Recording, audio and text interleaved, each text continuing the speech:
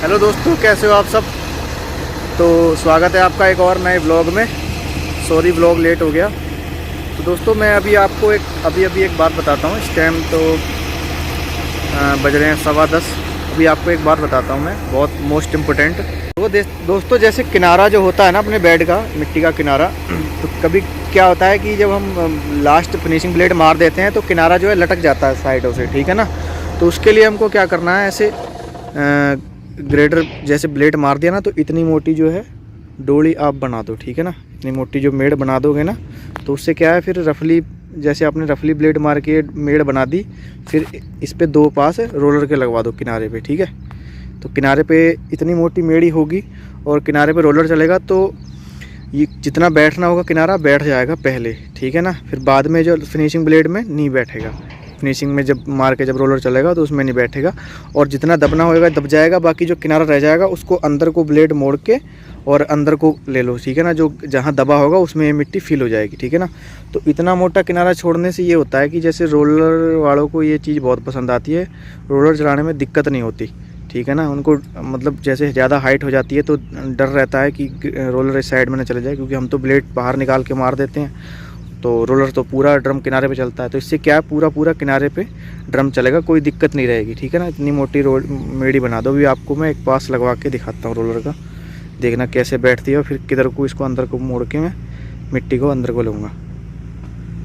तो देखो दोस्तों रोलर आ रहा है। ये मिट्टी जो है ना थोड़ी बढ़िया मिट्टी है, कंपैक्शन जल्दी पकड़ लेती है, थोड़ा मॉइस्चर भी आ रहा है मिट्टी में, ये ना। इस पर क्या है, किनारे पे पहले भी एक पास लग चुका है, इसलिए ऐसा पक्का है, ये दिख रहा है आपको, ठीक है ना। तो जैसे आप फर्स्ट में पास लगाना है, जैसे रफली कर बेड बनाते हो, अगर आपको फर्स्ट पास जैसे लगाना है रोलर का तो आप थोड़ा और मोटी मेड़ी बना दें, ठीक है ना। ये ना कि मेड़ी आप पूरी बाहर को बनाएं, ऐसे यहीं किनारे पे होनी चाहिए। और रोलर ऑपरेटर भी समझदार होना चाहिए। देखो जैसे वो मेड़ी दबती आ रही है हल्की हल्की, अब ये ऐसे ही दबाते रहेंगे उस्ताद हमारे।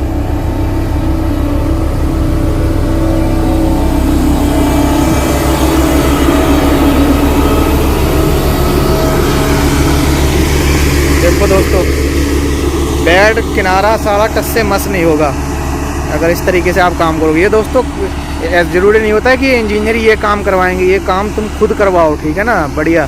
क्योंकि बेड दोस्तों अगर रफली बेड बीच में एंडुलेशन रहे कोई बात नहीं, लेकिन बेड क्या होता है, रफली बेड का मतलब कि किनारा और शुरुआत और एंड बेड की बढ़िया होनी चाहिए। यानी कि शुरुआत बेड की और जो बंद जिधर से क्लोज हो रहा है बेड या जहाँ तक है बेड, वो पूरा ऐसे करके पूरा होना चाहिए। यानी कि ये ना हो कि एक लाइन डंपिंग की आगे तक हो जाए और एक लाइन कम रह जाए, तो ठीक है ना। आगे पीछे बेड नहीं होना चाहिए, पूरा ऐसे करके बंद होना चाहिए, जहाँ से शुरू हो वहाँ से भी और जहाँ ख़त्म हो वहाँ पे भी।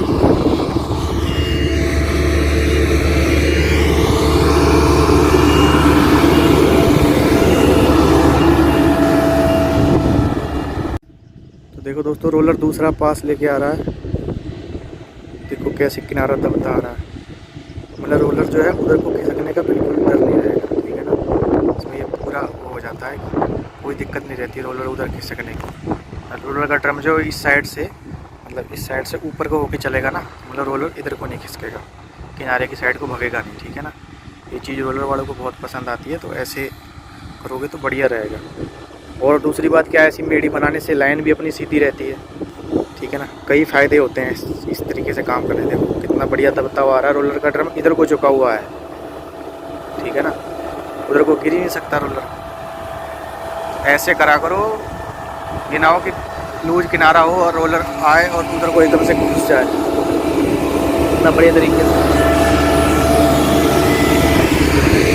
तो दोस्तों मेड़ी कितनी कम हो गई, पहले कितनी मोटी थी मेड़, अब कितनी कम हो गई। मतलब जितनी बैठनी है उतनी बैठ रही है, ठीक है ना। मतलब यहीं पे बैठ रही है, ये नहीं कि उधर भाग रही है। ये जितनी बैठनी होगी अभी बैठ जाएगी ये टो। बाद में जो है फिनिशिंग मारोगे तो बिल्कुल जैसे बीच में बैठ रहता है इस तरीके से वैसे ही किनारा रहेगा। ऐसे अप डाउन और टेढ़ा मेढ़ा किनारा नहीं रहेगा, ठीक है। बहुत अच्छा तरीका है ऐसे काम करने का, ऐसे करा करो आप। ज़रूरी नहीं है कि आपको इंजीनियर ही बताएगा, आपको खुद का ये फ़र्ज बनता है, ठीक है। तो मैंने जो कहा वो बात आप नोट कर लेना कि रफली बेड में जो है ज़रूरी नहीं है कि बीच में बेड में एंडुलेशन नहीं होना चाहिए, ये नहीं होना चाहिए, वो नहीं होना चाहिए। आपका किनारे से बेड बढ़िया होना चाहिए। देखो कैसे दबता हुआ आ रहा है किनारा, देखो कैसे दब रहा है किनारा। देखो दोस्तों कितना बढ़िया किनारा हो रहा है। वो कितनी मोटी मेड़ी थी और कम हो गई, पर रोलर ऑपरेटर भी इसमें समझदार होना चाहिए।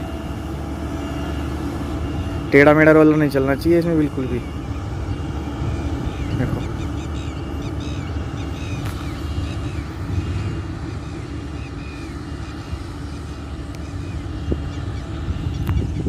तो समझ गए आप, बेड का किनारा और शुरुआत और एंड बढ़िया होना चाहिए, बीच में एंडुलेशन हो कोई बात नहीं। रफली बेड का दोस्तों मतलब ये होता है कि ये नहीं होता कि बिल्कुल सरफेस में और कैम्बर करके देना है। कई इंजीनियर करवाते हैं, दिमाग में कीड़ा रहता है नहीं कैम्बर चाहिए रफली बेड में, ठीक है। तो सुपर एलिवेशन में कैम्बर मेंटेन करना चाहिए क्योंकि हाइट ज़्यादा हो जाती है, ठीक है ना, कैम्बर ज़्यादा रहता है। तो रफली बेड का ये मतलब होता है कि ड्रम के बीच में जो है गैप ना रहे, ड्रम जो है रोलर का वो सीधा चलना चाहिए।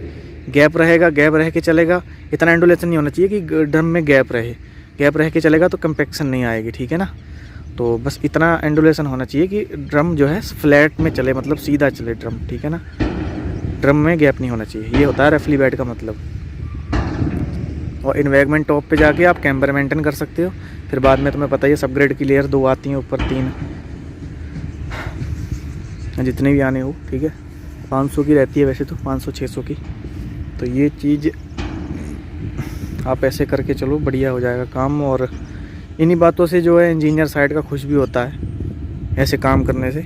तो ऐसे काम आप करा करो, ज़रूरी नहीं है कि आप को और काम बढ़िया, मतलब कुछ काम ऐसे होते हैं कि इंजीनियर के कहने से आप पहले करोगे ना तो वो चीज़ उनको बहुत पसंद आती है। इसी से जो है इंजीनियर का दिल खुश होता है, वो कहता है कि बढ़िया ऑपरेटर है। यही काम होते हैं ऑपरेटरों के, ये नहीं कि बस खाली ग्रेटर चला रहे हैं, ये काम कह के करवाने पड़ते हैं, ठीक है ना। और ग्रेटर दोस्तों जूनियर इंजीनियर होता है साइड का, ठीक है।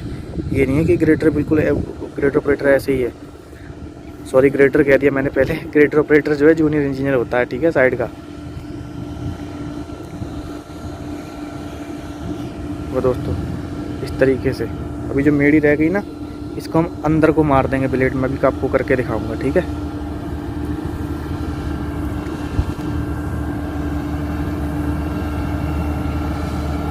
ऐसे 1-2 पास लग जाएंगे ना तो बढ़िया हो जाता है बेड। आपको एक बार आगे भी कंडीशन दिखा के लाता हूँ मैं। देखो दोस्तों यहाँ पे थोड़ी और मोटी मेड़ी थी, इस पर क्या है, इस पर पास नहीं लगा था पहला, उधर पास पहले लग गया था मेड़ी बनाने से। तो ये देखो यहाँ पे ऐसे थोड़ा बहुत एंडुलेशन हो गया ना ये। तो अब जब ये मिट्टी अंदर को ले लेंगे ना तो ये मिट्टी यहीं पे गिरानी है हमको, ठीक है, और पक्का हो जाएगा, ठीक है दोस्तों। तो ऐसे करा करो आप, वो करके दिखाते हैं अभी।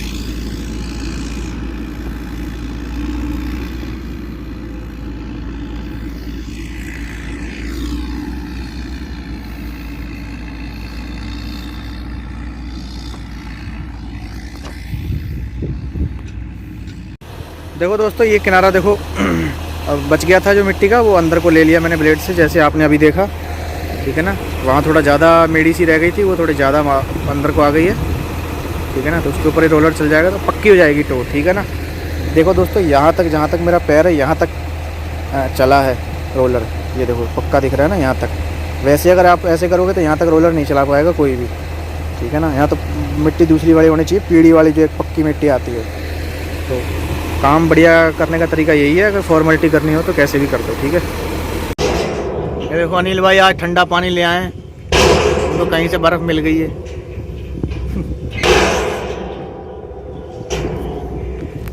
यार एक आध डड़ा बर्फ का हमें भी दे दिया करो। एक आध डड़ा बर्फ का हमें भी दे दिया करो।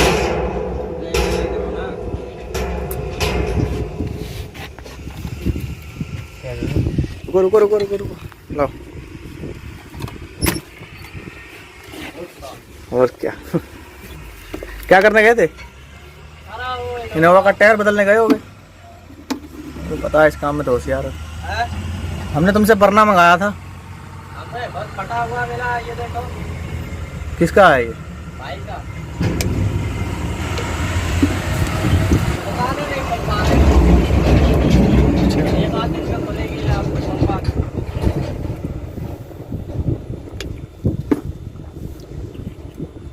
अरे बर्फ कब से ना वो करी थी चेंज।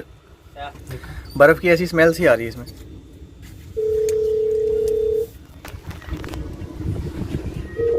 डंपिंग तोड़ेंगे अनिल भाई अभी।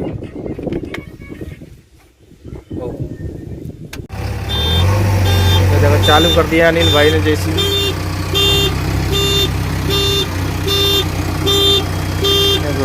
सैनिटाइजर।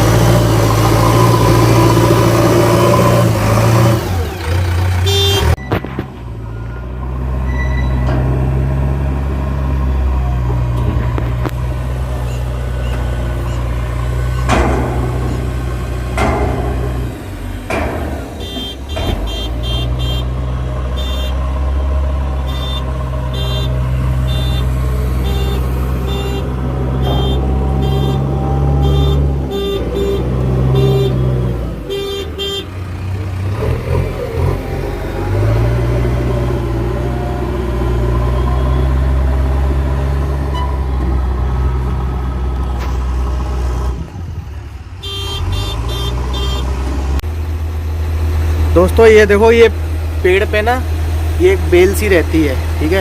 इसको ग्लो बोलते हैं।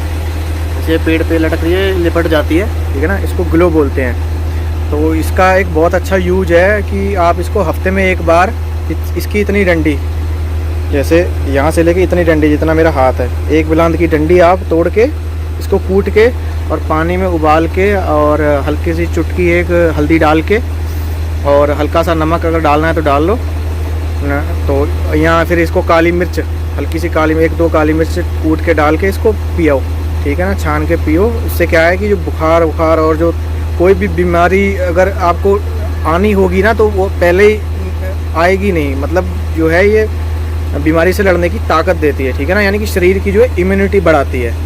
इम्यूनिटी होती है ना, जो बीमारी से लड़ने की ताकत होती है शरीर की, वो ये चीज़ बढ़ाती है, ठीक है ना। इसको ग्लो बोलते हैं। इस पर ये देखो ऐसे करके, ये इसके बीज से भी होते हैं, ये इसकी पहचान है, ठीक है। मैंने सोचा एक बार आपको दिखा दूँ, बहुत फ़ायदेमंद चीज़ है ये।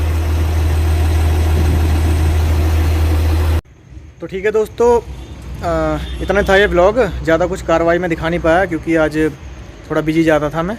आगे का आपको सीन जो है दिखा नहीं पाया, उसके लिए सॉरी। तो दोस्तों ठीक है, कैसा लगा आपको ब्लॉग ये और कैसी लगी जानकारी कमेंट करके ज़रूर बताना। और कुछ अगर पूछना हो तो इंस्टाग्राम पे मैसेज कर लो, ये मेरे इंस्टाग्राम का लिंक है, ठीक है ना, यहाँ मैसेज करो। तो मिलते हैं अगले नए ब्लॉग में, तब तक के लिए जय हिंद, वंदे मातरम।